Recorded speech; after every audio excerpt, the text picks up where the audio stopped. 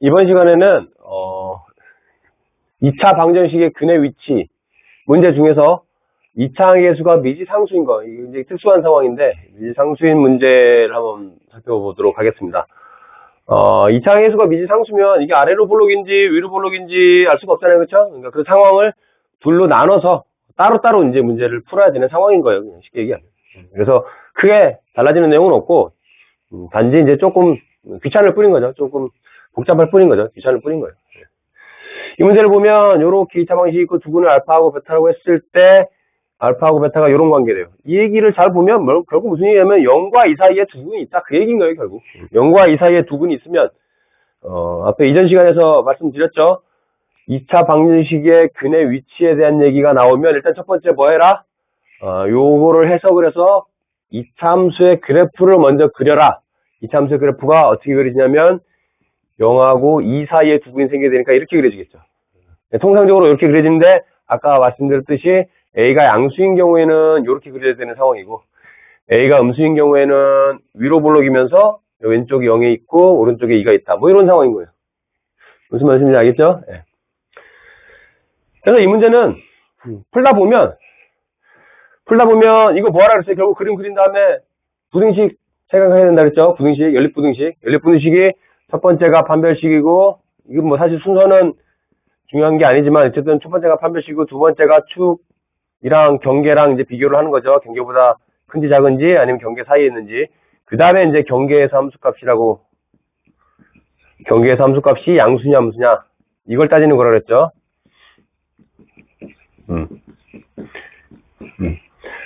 얘는 지금 보면 판별식은 일단 무조건 0보다 커야 되죠. 왜냐면 여기 지금 알파하고 베타하고 같다라는 기호가 없으니까 얘는 두근이 같을 수는 없는 거예요. 그래서 판별식이 0보다 커야 되고 축이 0과 2 사이에 있어야 되는 거예요. 축이 0과 2 사이에 있어야 되는데 이 문제는 이제 결론적으로는 결과부터 말씀을 드리면 축이 지금 2a분의 4죠. 2a분의 4 축이 이 문제는 지금 축이 2a분의 4예요. 근데 지금 얘도 그렇고 축이 둘 다 0과 2 사이죠. 축이 둘 다 0과 2 사이예요. 즉 축이 무조건 양수일 수밖에 없는 상황이에요. 지금 보면 축이 무조건 양수일 수밖에 없는 상황이에요. 축이 양수란 얘기는 이 값이 양수란 얘기니까 A가 무조건 양수밖에 안 되는 거예요. 지금 얘는 이제 결과론적으로 이제 문제를 쭉 풀어 나가다 보면 여기서는 이제 모순이 나온다는 얘기죠. 그래서 이쪽은 사실 이런 발생이 하지 않으니까 이런 상황은 발생하지 않으니까 그냥 요것만 풀면 된다는 얘기죠. 이쪽만 풀면 된다는 얘기예요.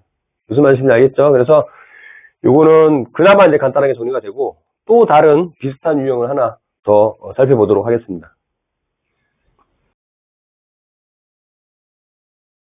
이번에는 2차 항계수가 미지상수로 표현되어 있으면서 0과 2 사이에서 오직 하나의 근만 여기에 존재하는 그런 상황에 대해서 이제 생각을 해보자. 그렇게 되게끔 미지상수 A의 값의 범위를 이제 구해보자라는 문제거든요. 지금 2차 항계수가 양수인지 모르기 때문에 얘도 그래프를 그려보면 얘는 총 4가지 유형이 나오죠. 무슨 얘기냐면 봅시다. 이렇게 되면서 만약에 2차 항계수가 양수면서 0과 2 사이에 하나만 있어야 되니까 이렇게 될 수도 있고 아니면 이렇게 돼서 오른쪽 근이 0과 2 사이에 존재할 수도 있죠. 아니면 위로 볼록이면서 왼쪽 근이 작은 근이 0과 2 사이에 존재할 수도 있고 아니면 위로 볼록이면서 오른쪽 근이 0과 2 사이에 이렇게 존재할 수도 있는 거예요. 그렇죠? 우와, 이거 하려면 A 더하기 1이 양수일 때, 즉 2차 항계수가 양수일 때 축의 위치도 축도 해야 되나? 이거는 사실 축은 사실 알 수 없고요. 축은 알 수 없고 결론적으로는 그냥 함수값만 하면 돼요. 0일 때 함수값, 1일 때 함수값. 얘는 0일 때 함수값이 음수, 2일 때 함수값이 양수. 얘는 0일 때 함수값이 음수, 2일 때 함수값이 양수. 얘는 0일 때 함수값이 양수, 2일 때 함수값이 음수. 이렇게 되는 거죠. 근데 이것도 4개를 전부 다 풀려면 너무 복잡하고 너무 귀찮죠. 그쵸? 그렇게 하지 말고 그냥 한 방에 풀 수 있는 이제 쉬운 방법이 있는데 그게 뭐냐면 이것도 이제 굉장히 중요한 내용이에요. 여러분들 잘 기억하세요. 0일 때 함수값이 양수, 2일 때 함수값이 음수. 0일 때 함수값이 음수면 2일 때 함수값이 양수인 거죠. 사실 보면 얘랑 지금 같은 상황이죠. 0일 때 양수, 2일 때 음수. 그리고 얘랑 서로 이제 0일 때 음수, 2일 때 양수라는 게 같은 거죠. 근데 여기서 이게 뭐가 같고 뭐가 서로 같은 상황이고 뭐가 다른 상황 이게 중요한 게 아니라 0일 때 함수값이랑 2일 때 함수값이 서로 부호가 달라야 된다. 다시 잘 보시면 0일 때 함수값과 2일 때 함수값이 서로 x축을 경계로 한쪽은 위에 있고 한쪽은 밑에 있어야 돼요. 이렇게 있든가 서로 이제 서로 x축을 기준으로 서로 위아래 이제 서로 반대 방향에 있어야 된다는 얘기죠. 그걸 그냥 한 방에 표현할 수 있는 식이 곱해서 음수다라는 얘기죠. 곱해서 음수. 서로 부호가 다르다는 얘기예요. 곱해서 음수다라가 결론적으로 서로 부호가 다르다. 곱해서 음수라는 얘기가 서로 부호가 다르다. 이게 두 개 완벽하게 같은 표현이죠. 사실. 그래서 결론적으로 그냥 얘는 0일 때 함수값이랑 2일 때 함수값을 곱해서 음수다라는 요것만 풀면 되는 거예요. 그리고 지금 여기 등호가 들어가 있기 때문에 0이 근이어도 되고 2가 근이어도 되니까 여기도 이제 등호가 들어가겠죠. 둘 다 동시에 이제 사실 0일 수는 없고. 그래서 요거를 한번 해보면 F0을 대입하면 그냥 마이너스 A 더하기 1이죠. 그리고 F2를 계산해봅시다. F2는 여기다 잠깐 계산합시다. F2는 4 곱하기 A 더하기 1이고 더하기 8 빼기 A 더하기 1이니까 4A에서 A를 뺐으니까 3A이고 4하고 8하고 1이니까 13이죠. 그죠? 13. 이렇게 되는 거죠. 이렇게 돼서 이 단순한 2차 분식을 푸는 거예요. 단순한 2차 분식. 더군다나 인수분해가 돼 있죠. 그런데 조심해야 되는 건 2차 항의수가 지금 음수기 때문에 양수로 바꿔놓고 양변에 마이너스 1을 곱해서 양수로 바꿔놓고 이렇게 풀자고 하면 이렇게 돼서 0보다 크거나 같은 거니까 두 점을 찍어놓고 두 개를 찍어놓고 서로 이렇게 바깥쪽이죠. 그래서 하나는 마이너스 3분의 13이고 하나는 1 이렇게 되죠.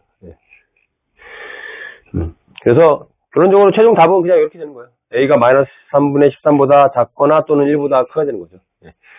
이것만 하면 되는 거고, 조심해야 되는 건 이제 2차 항의 개수가 미지상수니까 A가 마이너스 1이면 무조건 안 되는 거예요. 문제에서 2차 방정식이라는 표현이 있으면 A가 마이너스 1이면 무조건 안 되는 상황인데, 혹시나 해서 확인해 보면 마이너스 1은 여기 어딘가 있겠죠. 그렇죠? 다행히 마이너스 1이 해당 범위에 있지 않으니까 그냥 최종 답은 그냥 이렇게 해서 끝나는 그런 문제가 되겠습니다. 자, 정리하겠습니다. 2차 방정식의 실근의 위치 문제 중에서 특이한 유형 중에 하나인데 알파와 베타 사이에 오직 한 근만 존재한다라는 식의 문제. 여기 가장 대표적인 문제를 방금 전에 풀었었고요. 이 문제는 결론적으로 그냥 알파일 때 함수값과 베타일 때 함수값이 서로 곱해서 음수다라는 거죠. x축을 경계로 하나가 위에 있으면 하나가 아래에 있어서 연결했을 때 중간에 이제 한 점과 만날 수밖에 없는 그런 상황이 존재해야 된다는 얘기죠. 여기랑 여기 있으면 이렇게 지나가면서 여기서 만나거나 아니면 뭐 이렇게 지나가면서 이렇게 만나거나. 그래서 양 끝에서의 함수값을 곱했을 때 무조건 음수가 돼야지 그 사이에서 무조건 근 하나가 존재한다. 오직 하나에 하나. 둘 다 존재하는 거는 아까 따로 이제 했었었죠. 그렇기 때문에 어떤 경계를 기준으로 그 사이에 근이 하나가 있다라고 하면 그냥 단순하게 그냥 이렇게 생긴 양 끝값을 대입해서 음수다라는 그런 부등식을 풀기만 하면 되겠습니다.